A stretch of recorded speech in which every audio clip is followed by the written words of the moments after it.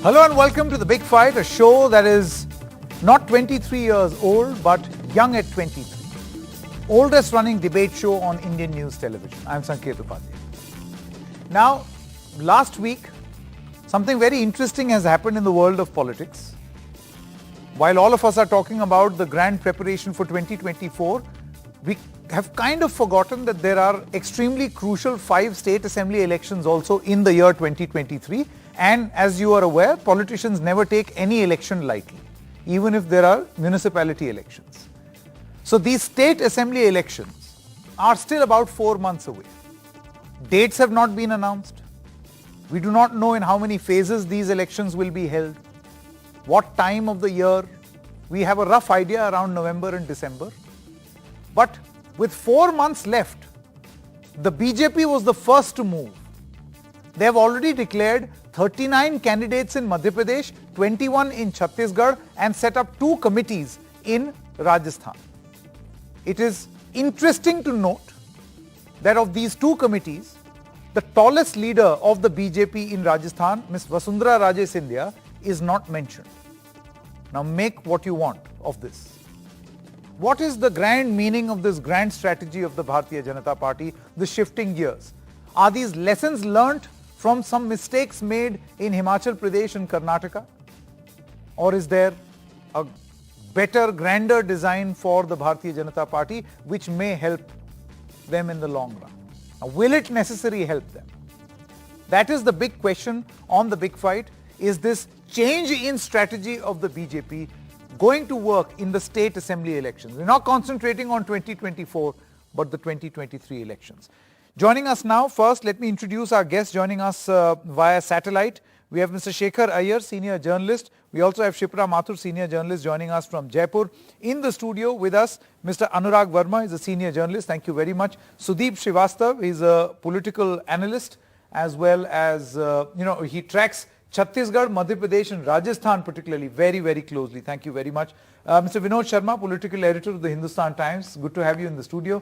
Aarti Jairath, senior journalist, thank you very much. For a change, we are not discussing opposition unity. We are talking about something else. Also with us in the studio, Mr. Siddharth Yadav, spokesperson of the BJP, and Anshul Avijit, spokesperson of the Congress Party. Let's begin with what we call is the first punch, 1 minute of uninterrupted time to our panelists to make their opening comments. We'll begin with our guests in the studio, Mr. Yadav. Because this has to do with the BJP, your time begins now. Thank you so much, Sanket, for having me here. I think we are thinking more of what the BJP or our party has been doing with the state polls, because our party takes elections very seriously and we are a very vibrant political organization. We take every election seriously, we take every Karyakarta seriously, and we take the issues in those elections very seriously. In the coming polls this year, for all the important states, be it Chhattisgarh, Rajasthan, Madhya Pradesh, even Telangana, or all the states that are going to polls this year, we are very sure that we have to take the issues of the people in between the people. For where we are in the opposition, it is our duty that we raise the issues of which the people are facing, be it the issues of law and order in Rajasthan or the issues of corruption in Chhattisgarh, where we have been working for the welfare of people. We are determined that we have to go to people and tell them of our achievements. So if our list has come out, 2 of our lists have come out for Chhattisgarh and for Rajasthan, for Chhattisgarh and for Madhya Pradesh. And those lists, we have rolled out our candidates who are going to be in the people in the entire time before the polls, and subsequent lists are going to come out in the time to begin. Sure. So you're giving yourself a head start, is what I It is just a reflection of a very vibrant, committed political party. Okay. Anshul Avijit. Well, if only it was so easy that elections could be won on the premature declaration of seats. Look, the truth is out there. The Congress party is going to win in both Chhattisgarh and in Madhya Pradesh and later on in Rajasthan decisively and emphatically. And in Madhya Pradesh in particular, there will be no room for any kind of doubt. It will not leave any room for BJP's twisted machinations, as we saw last time round, when there was a coup of sorts, when our democratic culture was compromised with, and a government was instituted which didn't have a popular mandate. That is their culture. You've seen that in all states. Look, scandal after scandal is haunting the BJP, particularly the Chief Minister in Madhya Pradesh over there.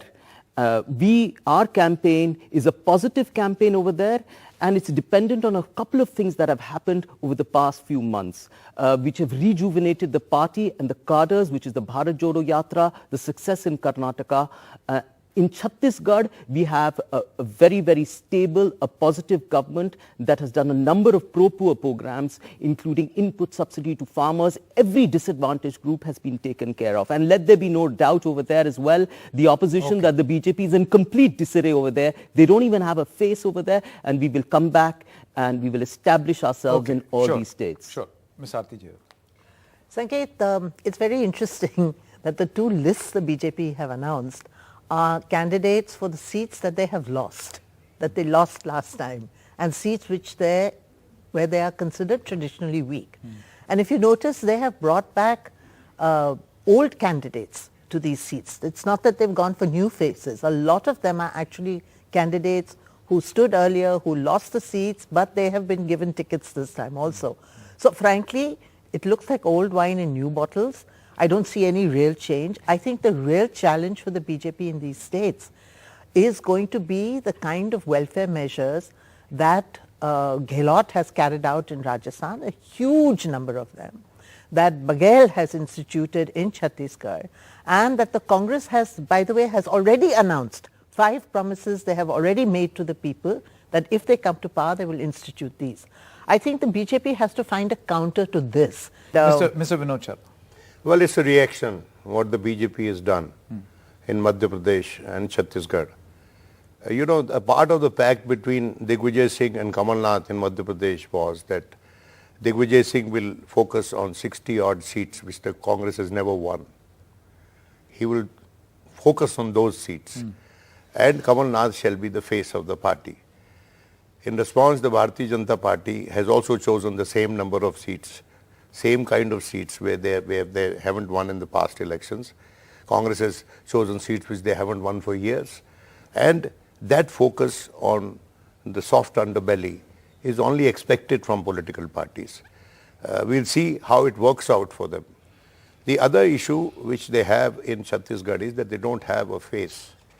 And they had to pick up a Vijay Baghel, who is an MP from Durg, against Bhupesh Baghel in Chhattisgarh, which may be an interesting fight, but it is not a sure fight for the BJP because the Chief Minister is pretty popular. Same problem is there with the BJP in Madhya Pradesh. Madhya Pradesh is anti-incumbency. Over 2 decades of rule, there is an element of fatigue, and there is a lack of coordination between the state unit and the Chief Minister, Mr. V.D. Sharma, and the party chief there doesn't get along pretty well with the Chief Minister. Similarly, in Rajasthan, BJP is zero almost without Vasundhara in Rajasthan. Mr. Sudeep Srivastava. For me, the early announcement of the 21 tickets in Chhattisgarh and 39 in Madhya Pradesh, and also formation of certain committees, what BJP is looking at is the 2024 picture, because these 3 states account for 65 parliamentary seats. And right now they are holding 61 out of them. And in the last 2018 state election, they lost in all the 3 states. They lost marginally in Madhya Pradesh, they lost very badly in Chhattisgarh, and they lost substantially in Rajasthan. So there is a threat again, because as other are saying, that the status of the BJP organization in Chhattisgarh is completely in shambles. Rajasthan is also very bad because of infighting, and Madhya Pradesh is very large factor is a fatigue. So that is why they have started early to catch up. If it is possible to tackle the possible resentment if the new faces are announced, There are, in Chhattisgarh, out of 21, 15 new faces are there. In Madhya Pradesh also, out of 39, more than 20 are new faces. So experiments are being done. And very Experiments are early being on. done, and they need time. They need time to counter if any repercussion is, or Giving themselves that little buffer. buffer. Yes. Mr. Anurag. I will discuss both BJP and Congress. Sure. I have been told that BJP, when they are weak and they want to strengthen their cadre in any party, they have started this in West Bengal. They chose weakest part of the state and started working there. All its national leadership went there, started working there, and now we all know where they are. They are biggest opposition, and we all don't know what is going to happen next. But if you look at Congress party is banking on just freebie politics. If you look at, they are copying Aam Aadmi Party model in both Chhattisgarh and Rajasthan. Is it going to work? Although it has worked in Delhi and Punjab, but is it going to work in these two states? If you look at the freebie politics, Mr. Raman Singh is known as Ann Wale Baba, Chaur wale Baba. Chaur Wale Baba. So, Mr. Raman Singh has started this freebie politics in Chhattisgarh.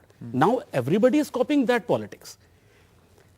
The biggest challenge in front of Congress is how to get weak point of the BJP and their leaders to win in these states. Okay. Shipra Mathur as well as Shekhar Iyer are also with us. Ms. Shipra Mathur, your opening comments. So I think in Rajasthan, if we talk in the context of both the parties, both the parties are riddled with infights. And if we see, as one of the panelists rightly said, that freebie politics has been the hallmark all through Gehlot politics. And Pilot versus Gehlot issue never got resolved.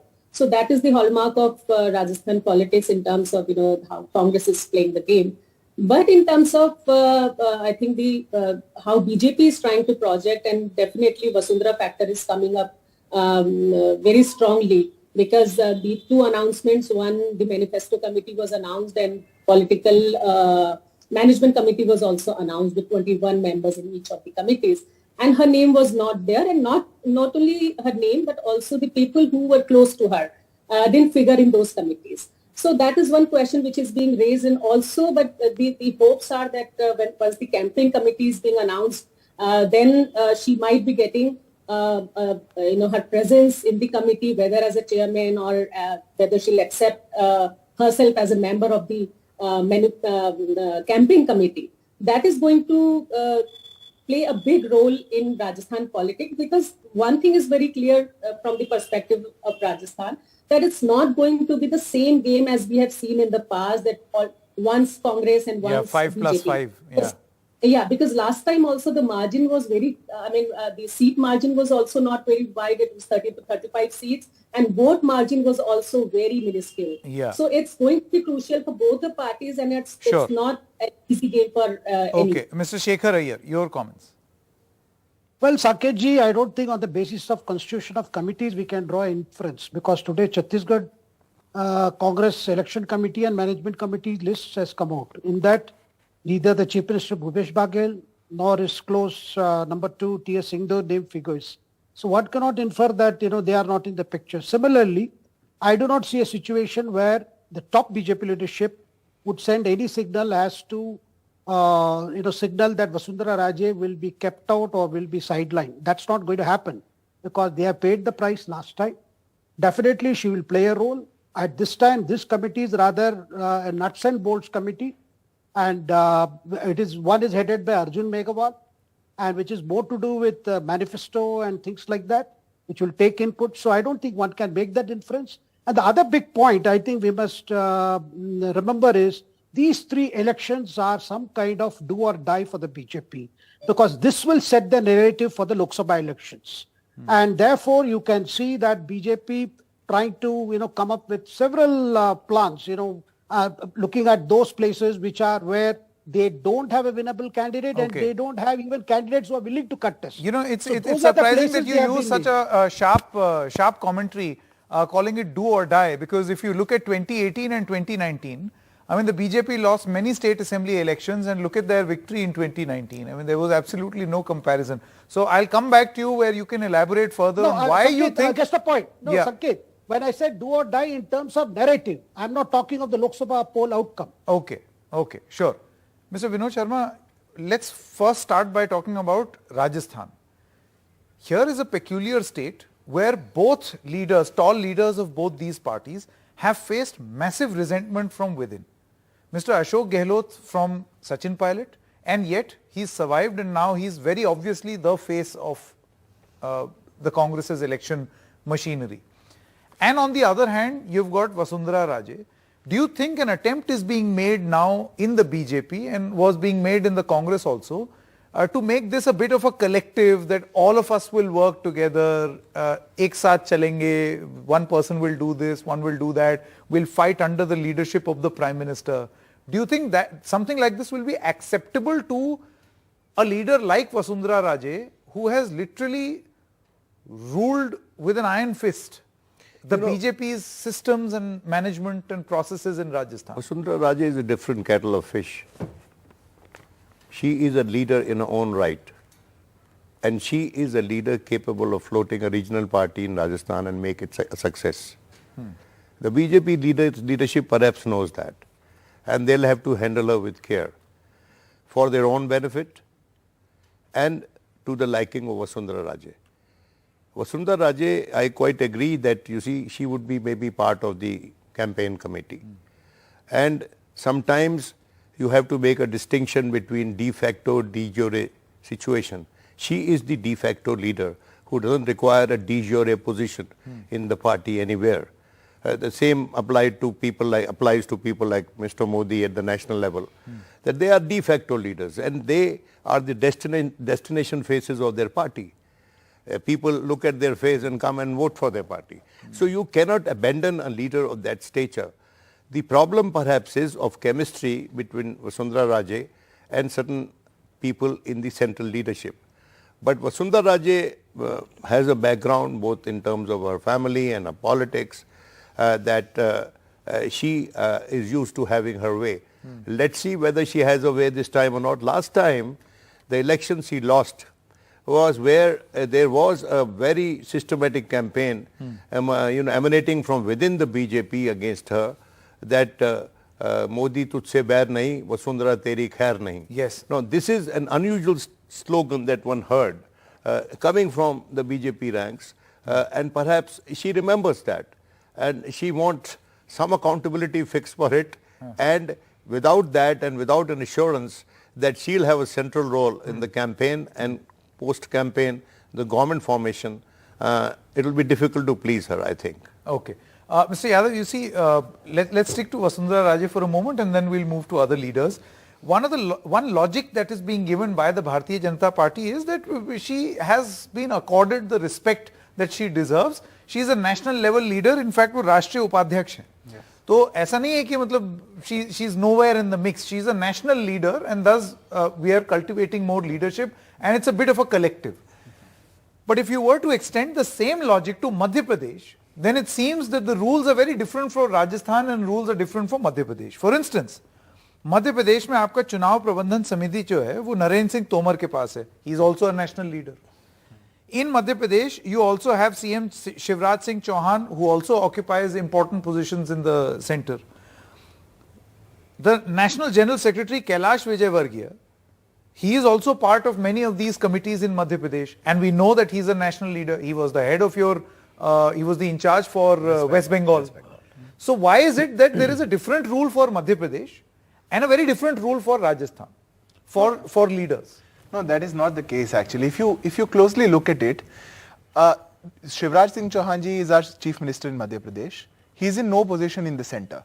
He does not hold an organization responsibility. No, Kailash Vijayvargiya. No, I'll come to all the names. You mentioned Shivraj Singh Chauhan, you mentioned Narendra Singh Tomar, and you mentioned Kailash Vijayvargiya. Yeah. So Shivraj Singh Chauhan ji holds no position in the organization in the center. Narendra Singh Tomar ji also does not hold any organization position in the center. He's a cabinet minister. In all states, whenever such a responsibility is given... Just adding to Yes. my argument, you see the logic given in Rajasthan is none of the position holders should be a part of these committees. We should have more people for a more diverse viewpoint. But in the Madhya Pradesh committees, you've got Mr. V.D. Sharma, who's the state president, and you've got Shivraj Singh Chauhan, who's the chief minister. Yes, absolutely. So by this logic, they should not have been there in your committees in Madhya Pradesh also. No, that is not the case. If you have to look at it without any... Different strokes for different No, folks. it's absolutely not the case. Because we are not in power in Rajasthan. C.P. Joshi ji is there in Rajasthan. He is the state president, the counterpart for V.D. Sharma ji. We don't have a CM in Rajasthan yet. So the same rules don't apply. But the point is, all these committees, I think there is nothing unusual about what is happening with the organizational structure. Whichever state we go to polls into, our union cabinet ministers go there as in charges. We have our state presidents working. We have our committees working. There's nothing unusual.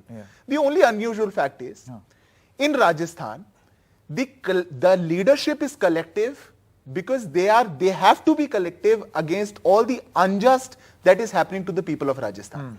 For that, we can't say for politics we need to have one leader or the other.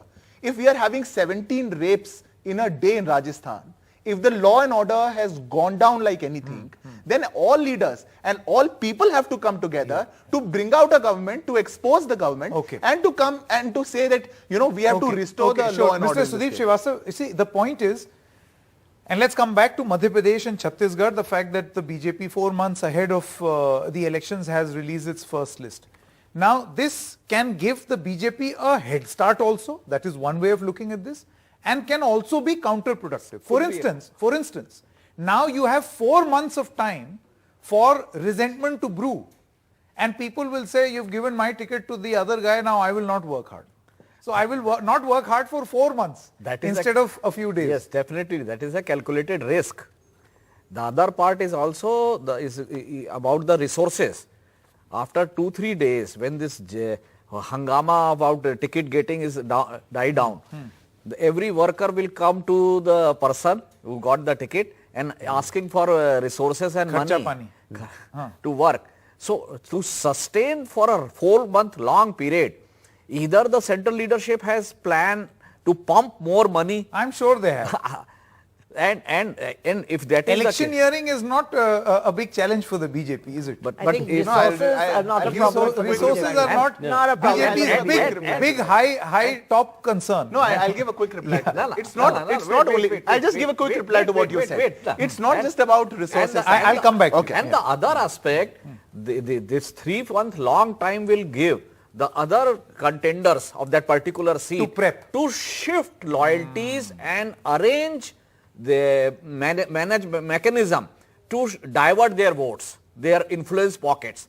So it's a counterproductive. It could be a counterproductive also. It's a calculated risk. It's that a calculated risk, knowing fully well that this can be counterproductive also. Yes. Why they have done this? They have done this because of the experience of Karnataka, where in the last moment they put so many young faces, new faces, and the old guards in the Karnataka did not like it.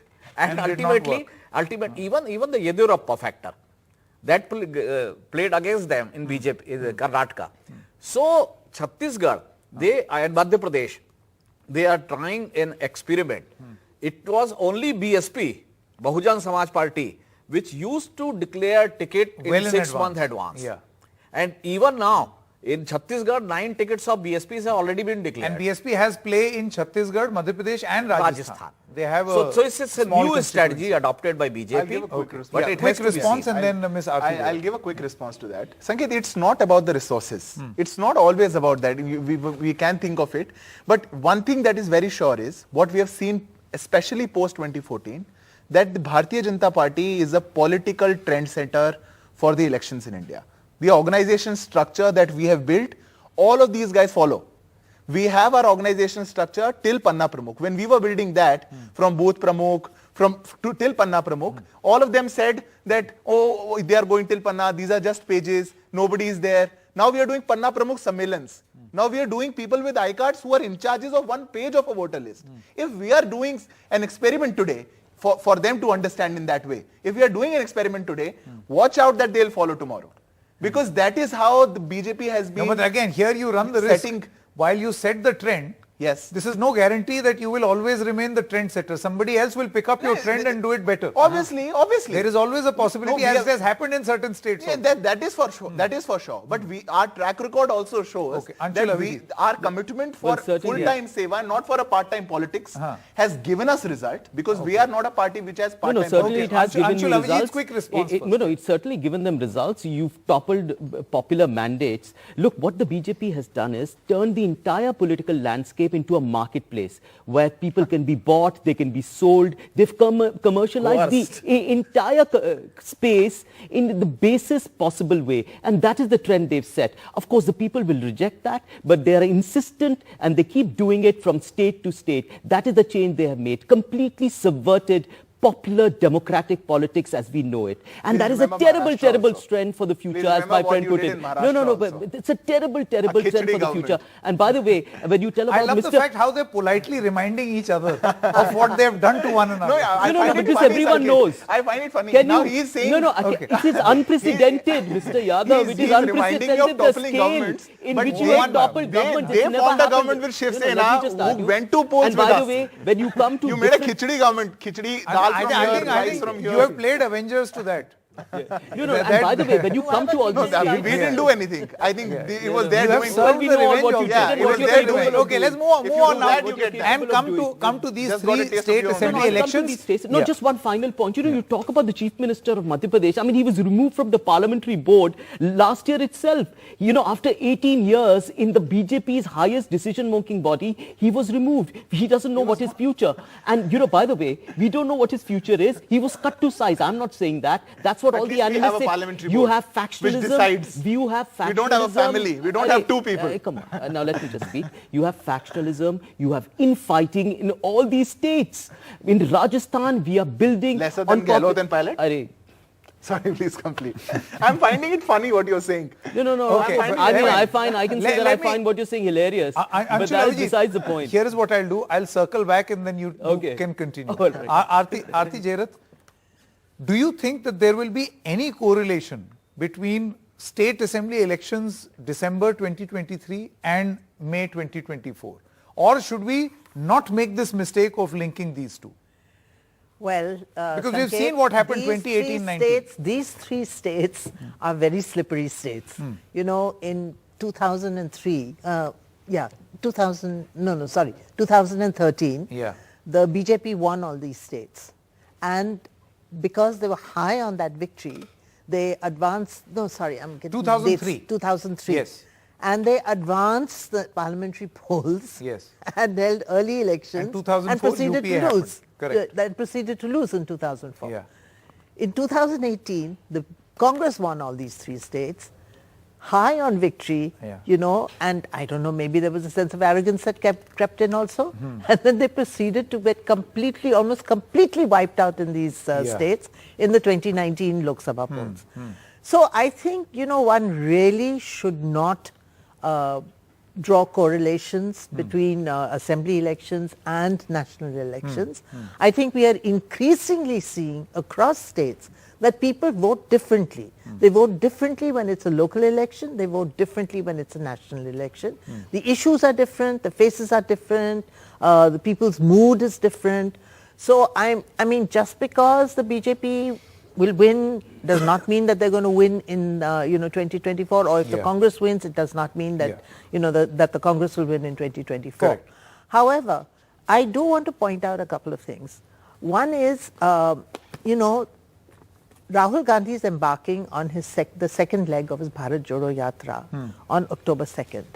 This time he is going from west to east, which means he is going to traverse, number one, through BJP territory largely, and number two, through the states which are going to polls this winter, And it's going to be very interesting to see what kind of response he gets and what kind of narrative he builds, because that narrative, I think, will then carry forward. Will carry so forward. in that context, Congress can link this to 2024. Absolutely. And that's very interesting. Absolutely. Bharat Jodo Yatra could because be I think that could be a game changer. Okay, It could also fall flat. I don't know. Anurag, my question to you is this. Do you feel that this narrative setting which is being done by the BJP, or these calculations, shifting of gears and all, precise movement, is an attempt to try out a different experiment restricted to just state assembly elections? There's nothing to do with 2024. That is the real picture. A state election is different. Lok Sabha election is different. That is fine. clear. Now that we have that settled, my next question to you. Do you feel that in all these states, there is an attempt being made by the BJP that whatever the state leadership comes up or is developed is, for lack of a better word, slightly pliant or subservient to the central leadership of the Bharatiya Janata Party, or if pliant is a strong word, more aligned to the central leadership, which perhaps in states like Madhya Pradesh and Rajasthan, the existing leadership is not? That is the problem with the Vasundhara Raje. If you look at Vasundhara Raje, she is, as Vinodji has already said, she is very strong leader. And I am not sure, but I am scared that we are taking Vasundhara Raje too seriously. Too seriously? Yeah. Okay. Because, look, this word is changing very fast. She is out of power from since long. 5 years. So, the entire world has changed in last 5 years. Are we really Would sure? you like to elaborate how? I mean, are you trying to suggest that the BJP has developed a next rung of leadership in Rajasthan minus Vasundhara Raje? Probably they have done, or they are doing it. Are you sure? Are you sure? I mean, this is just a speculation, because we are Vasundhara Raje is going to change the. Shipra Mathur, do you think that the BJP can win elections minus a Vasundhara Raje, or with a very muted existence of Vasundhara Raje in a state like Rajasthan? No, definitely not, because she has an influence. I mean, as people would project that she might be having influence in that region where she hails from, the Hadoti region, couple of constituency, but it's not the case, because she has held two-time, chief minister position, and she has influence across the state. So one thing is pretty clear, and that's why this question again and again, whether you count her a strong leader or in her influence or not. But the fact of the matter is that she has influence across the state, and she cannot be sidelined for one reason, that she's perhaps one face which is seen to lead this state, because the rest of the leadership, which are really visible in some sense in BJP, they are not projected, they are not taken by the people as faces very strongly who can lead. And you also, as you pointed out, that yes, this could be the strategy at the central level, that people or the leadership at the state who are subservient or who are little more aligned to the center, they are being readjusted, and it's not being sidelined, but how to give more space to the people, because you have to keep in mind that 52,000 booths at booth management across the state was handled by Satish Punia, and that was an entire effort to bring in new people and bring in new faces, and this recent experiment. I think this is a problem that particularly in states most parties face, where the regional satrap is so powerful that you do not or can't immediately think of a second rung, and then there is a second rung which comes in. One very interesting thing which is happening in terms of strategy, as you see in BJP, that they are bringing in tomorrow. I suppose when 200 MLAs would be coming to Rajasthan, and they would be going across all the constituencies to assess and to give a feedback and to also suggest solution that what is the possible winnability there. So it's an experiment which is going on, and this entire effort is also to counter the caste politics that Congress has been. Shekhar Iyer, my final question to you. Do you feel that the BJP strategy of largely going faceless into these elections, and the BJP had more than the Congress party championed the philosophy of presenting a face, whatever the election may be? So to go faceless into these elections and present an organization, basically all elections fought under the leadership and chehra of the Prime Minister. Do you feel, Mr. Shekhar Iyer, that this is going to necessarily pay off? For instance, Gehlot versus question mark, or Kamal Nath versus question mark, Baghel versus question mark.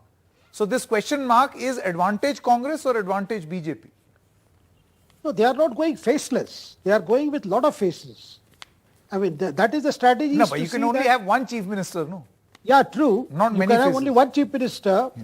But when you know that everyone has an ambition and everyone has a group, and in the last Rajasthan election, the problem so much was not about the faces or the face. It was rather about selection of candidates. Because the Vasundhara was insisting on some candidates, the other side was insisting on some candidate, and that resulted in a lot of, despite their internal surveys, they had to give in some places, they had to hold on some places. The net result was BJP lost.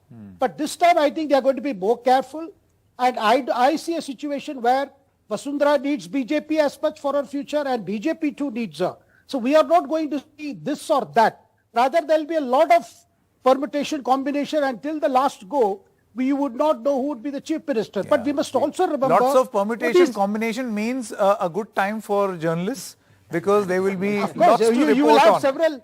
You will have several such shows. Yeah, absolutely. And also remember that there is a constant endeavor by Modi to push for new faces, new candidates, and the more concentration will be at the constituency level rather than at this junction about state face projection. Interesting.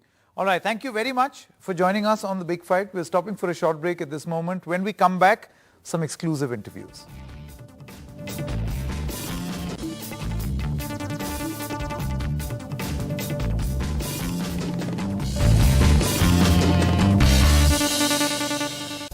All right, joining us right now is Dr. Abhishek Manu Singhvi, third time sitting MP, member of the Congress Working Committee, chairman of the Parliamentary Standing Commission, jurist, national spokesperson. He's one man who's all as far as the Congress party is concerned. Thank you very much, Dr. Singhvi. My first question to you is that among the many states that are going to polls is your home state also, the state of Rajasthan. Now, the BJP, in a surprise move, 4 months ahead of elections, has come out with its first list in Madhya Pradesh and Chhattisgarh. And in Rajasthan, they have formed two committees. Surprisingly, the omission over here is the tallest leader of Rajasthan for the BJP, Ms. Vasundhara Raje Scindia. How does the Congress party read these movements in the BJP? Quite frankly, Sanket, it's less than a storm in a teacup. Doesn't deserve a program by you on such an inconsequential thing. And I'll tell you why in a minute. You know, the election going states are Chhattisgarh. Even the best supporters of BJP do not predict anywhere near a win for BJP in Chhattisgarh. Clear return by the Congress is predicted. They don't even have a face in Chhattisgarh. Second state in Madhya Pradesh, pretty close to a Chhattisgarh prediction. Third state is Mizoram. After the fiasco of Manipur, I don't know what they're going to do in Mizoram. That leaves Rajasthan, where I concede that it's a close fight, not because we are behind or lagging, but because it's an anti-incumbency, traditionally known anti-incumbency state. Otherwise, a lot of solid good work is on it. It's a close fight, I concede. And lastly, there is Telangana, which I don't think is much to crow about for either the BJP or the Congress. Now, in this scenario, what is this question we are asking? You declared, and I've got this figure just now, 21 out of 90 assembly seats in Chhattisgarh, a sure loss state for you, 1/5 almost, or about 1/5, and 39 out of 230 seats in Madhya Pradesh. So what's the great big deal about it, Sanket? If I was to then start tom-tomming, which I never did, or the Congress never did, that in Karnataka, we declared our list on 25th of March. And the first list of BJP came on 11th of April, by which time most of our candidates had been declared and we ultimately got a thumping majority. The point is not this. The point is, do you know the list you're talking about, Sanket?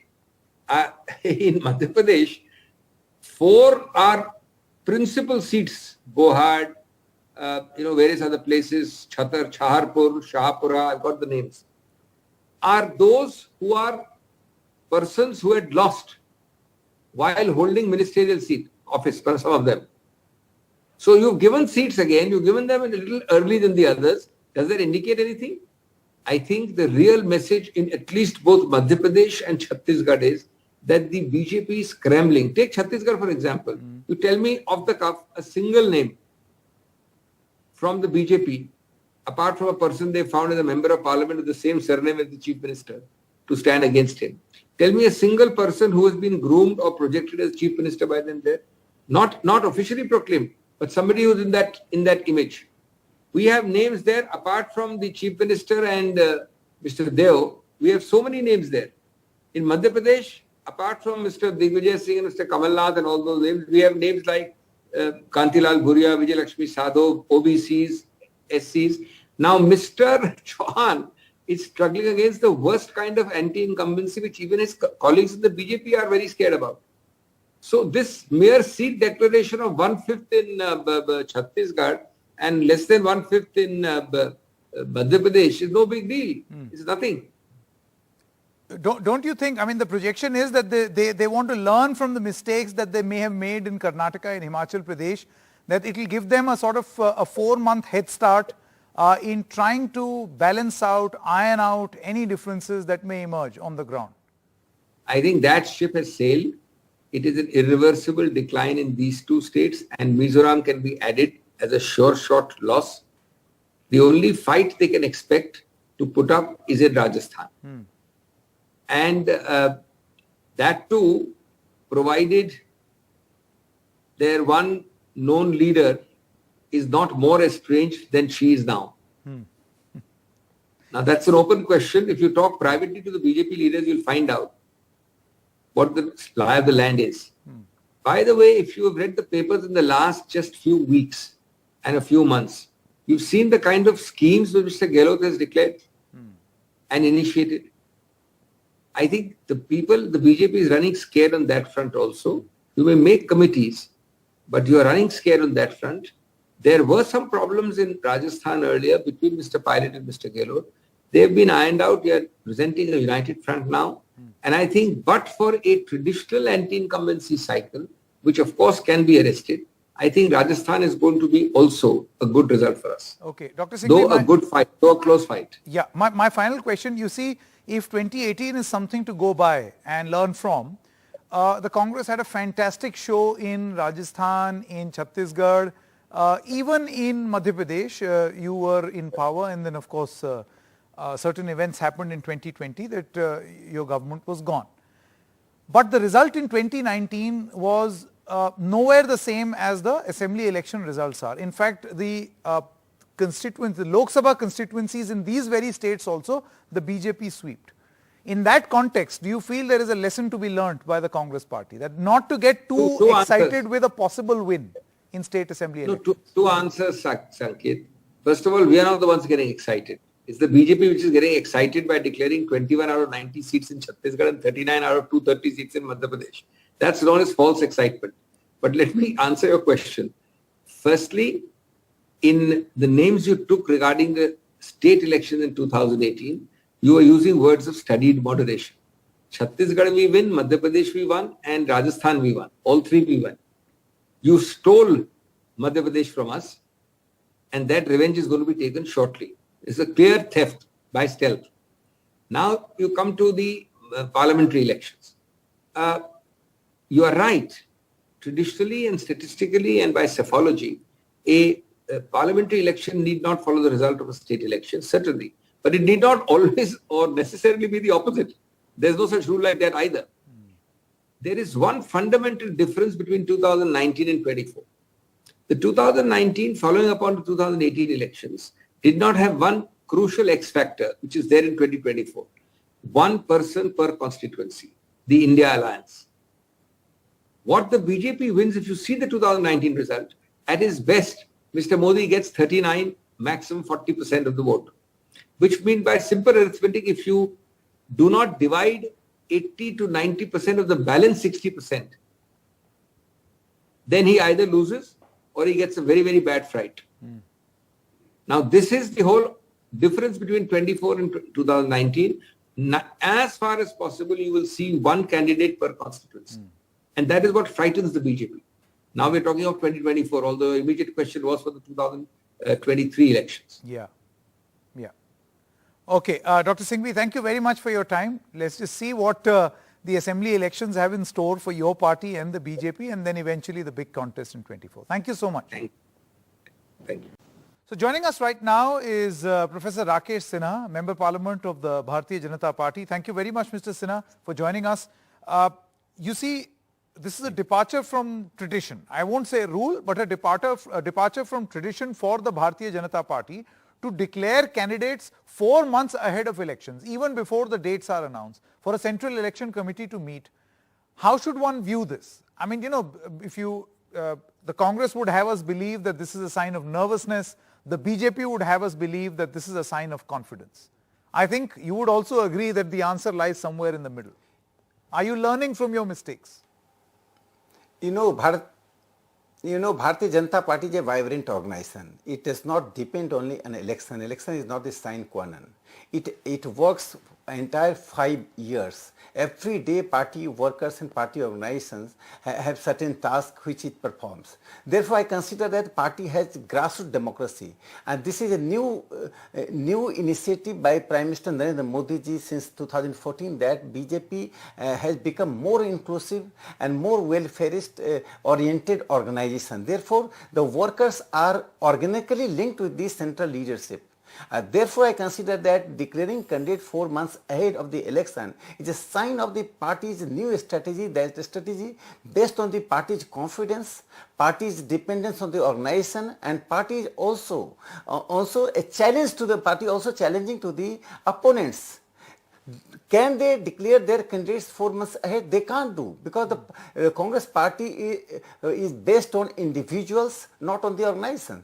Party lacks the grassroots democracy. It lacks the inclusiveness. But Professor Sinha, isn't it a bit rich for you to already preach on other parties following your route when you have just started this? Perhaps as a consequence of the results in Karnataka and Himachal Pradesh, where infighting did lead to a lot of damage, political damage to the BJP. And these were the states where candidate declaration did come late.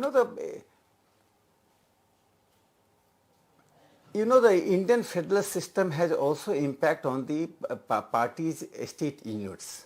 So different state has different strategy and different attitude towards the election and the party programs. I think there is certain uniformity and certain diversities. Here in Madhya Pradesh, party is very strong at the grassroots level. The party has a long history. It has been working since 1950s, since the days of Jansangh. In 1967 election, the Jansangh secured 78 seats and 28% votes. Since then, we are marching forward. So I consider that in Madhya Pradesh decision has nothing to do with the Karnataka elections result. It is an independent decision, and party leadership at the central level, state level, and the grassroots level, all three unitedly decided to declare their candidates, because we are in the position to create consensus within the party. Consensus building model is one of the biggest features of Bharatiya Janata Party's politics, which other parties lack. Professor Sinha, one of the reasons why most parties, and this is my assessment based on conversations with a number of politicians, the reason why candidates are declared later in time or closer to the date of elections is to minimize any infighting. That there is so little time left that everyone will eventually work towards the interests of the party and campaign. When you give so much time, do you feel, while your attempt is to make sure that all the infighting and differences are settled and the people naturally accept the choice, it could also be counterproductive? That, an opposing camp within your party may say, now I have no stakes, why should I campaign for this guy? There is a fundamental difference between the Bharatiya Janata Party and other parties. BJP is based on certain ideological moorings, which is rooted in the party's organization. Therefore, everyone who joins the BJP joins with certain objective. Objective is not individualistic, objective for the nation and civilization. Therefore, BJP is based on ideologies and values. Ideas and values are driving force in the BJP. The present leadership led by Prime Minister Narendra Modi ji has added two important things. That one, The workers are now involved in the welfareist measures of the state. Now this is not bureaucratized. Workers are going to the people and finding how much they are getting, why are they not getting, what are the inaccuracies. Therefore, for the first time in the Indian states, party workers are the vehicles of the implementation of the welfareist measures. Second is inclusiveness of the party. So Prime Minister Narendra Modi's twin strategy, which has been included in the party's strategy, party's philosophy, party's program, are very beneficial. Therefore, I consider that right from Panna Pramukh to the central leadership, there is party workers are linked with each other. There is a unified program, and everybody is working with a certain objectives. That objective is beyond the electoral gains. Therefore, I consider there is a minimum in fighting, minimum. Of course, in party system, there are ambitions, there are competitions and rivalries, but parties, programs, ideology, leadership minimizes that in comparison to other political parties. So I think Bharatiya Janata Party will not face such Professor problems. Sinha, let's talk state by state. I think it is very clear that in certain states, your choice of candidate for the chief minister is made well in advance and is projected also well in advance. However, that is not the case whether it is Chhattisgarh, whether it is Rajasthan, or I would say even Madhya Pradesh. In a situation like this, how should one read? Let's say, for instance, take the example of Rajasthan. Two committees have been formed, and the tallest face or the tallest leader from Rajasthan of the BJP, Mr. Vasundhara Raje, is not part of these committees. What message should one deduct? I think this assessment is misplaced. Vasundhara ji is a very senior leader. She got an important assignment at the center. Therefore, I consider that it is folly to consider that she has been sidelined. In Bharatiya Janata Party, nobody is sidelined. Everybody gets certain responsibilities according to the demands of the time, requirement of the party, and the context. Therefore, I consider the party is united. It will fight election with a full of unity. There are dozens of leaders in Rajasthan. They are playing their own role. Party has a vital responsibility in Rajasthan because the present government in the Rajasthan is not delivering what people require. There are more than 41% there is cases of malnutrition in the state.